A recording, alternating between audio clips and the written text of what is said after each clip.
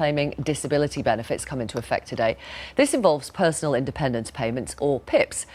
It means that people whose mobility is limited because of mental health conditions will not be entitled to receive the mobility component of PIP, even if they are limited in getting around in the same way as someone with a physical disability.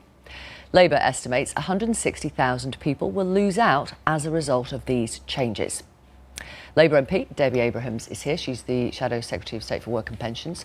Also with us, Sophie Corlett from the mental health charity Mind, and Alice Kirby, who says she will be affected by changes to PIP when she is reassessed. And we also had asked Conservative MP Richard Graham from the Work and Pension Select Committee to come on the programme. He had agreed to come on this morning, but in the last half hour has pulled out because he says he has other engagements. We also, by the way, asked for an interview with the Work and Pension Secretary, or the Minister for Welfare Delivery, or the Disabilities Minister, or the Employment Minister, or the Minister for Welfare Reform. None was available. OK, let's start with you, Alice Kirby. What do you think about the new rules, first of all? Good morning. Hi. I think it's really telling that none of these Tory MPs are coming on, or ministers. I mean, they're just completely unjustified, and that is why they won't be coming on today, because they can't explain them. There's no justification for them. Why do you say they're completely unjustified?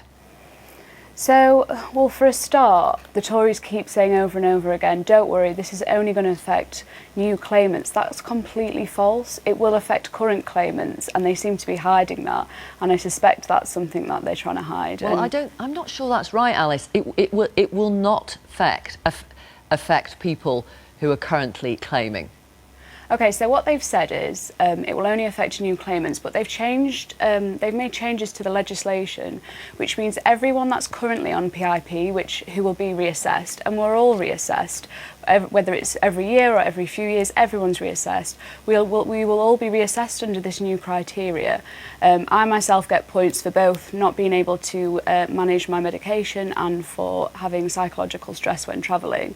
So when I'm reassessed in a year or two's time, I will come under this new criteria, and therefore I will be cut as a result. I've worked out I will be £87 a month cut from my mobility because of this. I understand. You're saying you believe when you are assessed again, and it happens every so often, that things will change for you, even though you are a current claimant.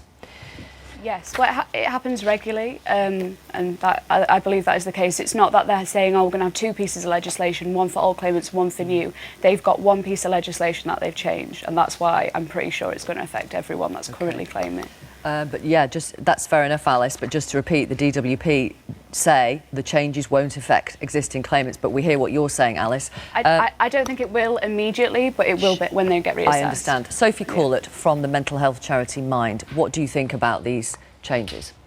They seem to be completely unjustified. I mean, I absolutely agree with Alice. The whole point of PIP is that it should be there to support the extra costs of your disability. So it's not about whether you're in work or out of work, it's about whether you have difficulty travelling or difficulty with other things. And it should be covering the extra costs of those things that you need to do to live a normal life. And it shouldn't depend on whether your extra costs arise from psychological distress or from being blind or from having a physical difficulty. If the costs are the same, the point of PIP is that the funding that you get should be the same. And they've just gone out specifically to rule out psychological distress as a reason for these particular things. It's baffling. Are people who find it difficult to leave the house because of anxiety or panic attacks as restricted in their independence as someone with a physical disability? Absolutely. I mean, your condition may vary, as it might indeed for many physical conditions. Yeah. So there may be days when you're better able or less able, as indeed for very many other conditions. But if you can't leave the house, for instance, because of hypervigilance, because of panic attacks, because of really severe agoraphobia, so we're talking about significant psychological distress that would actually prevent you from leaving the house without support of some sort, then you are as stuck in your house as anybody else. How do these changes, which are being brought in today, fit with that big speech on mental health that Theresa May made in January, where she said, quote, "For too long, mental illness has been something of a hidden injustice in our country, shrouded in a completely unacceptable stigma and dangerously disregarded as a secondary issue to physical health." I think this is absolutely one of those issues, dangerously disregarded as a secondary issue to mental health, to other types of physical health. And I mean, the new regulations specifically exclude psychological distress. They don't say if you aren't able to leave the house, it doesn't matter. They say if you aren't able to leave the house and psychological distress is the reason, then you don't qualify for the mobility component. So they acknowledge that people can't leave the house. Yeah, Sophie, I'm going to put this to you. Your boss is Paul Farmer. He's the boss of Mind. He's doing some work for Theresa May on mental health and the workplace. Is he considering stepping down from that role in protest? We're considering absolutely everything. So he is considering stepping down from that specific work on behalf of the Prime Minister? Broadly, we're considering everything. Our main concern is not to grandstand, step down from this, step down from that. Our main concern is to make a difference. And so our main concern at the moment is to change PIP. We don't want to sort of stop talking to people and, you know, sort of flounce off. We're keen to make sure that that changes. He's actually working on a review on something different, yes, which is mental just as important. Yeah. Exactly, just as important. So we don't want that work not to happen, but we also want to make a difference here. And we're also working with the government on things around health as well. You know, we're talking to them about a lot of different things, and I mean, really, you know, there is so much that needs doing on mental health. In terms of making a difference, Debbie Abrahams, on behalf of Labour, you have completely failed to make a difference on this issue. No, I think we're certainly increasing momentum. If you They're remember, brought in today. The changes are brought in today. You have failed to stop them or amend them. They were introduced 2 weeks ago, Victoria, and if you remember, they were introduced during a by-election. They were sneaked through. It took a week for the Chancellor to change his mind on national insurance contributions rises. And one of You've the had 2 weeks. And one of the reasons that we're on this programme today and trying to get as much media attention around this issue is to draw attention. I think most people will be absolutely horrified that 23 charities, including Mind, are absolutely opposed to them, weren't engaged, that the government's own Social Security Advisory Committee has borne out what Alice has said, that this will affect those that are currently receiving PIP. This is so serious. There has not been, the way that they've been sneaked through has prevented any debate. The Secretary of State refused yesterday, when I brought in for the second urgent question to the Commons, has refused to have a debate or a vote on these. As I say, most people will be absolutely horrified about what's going on.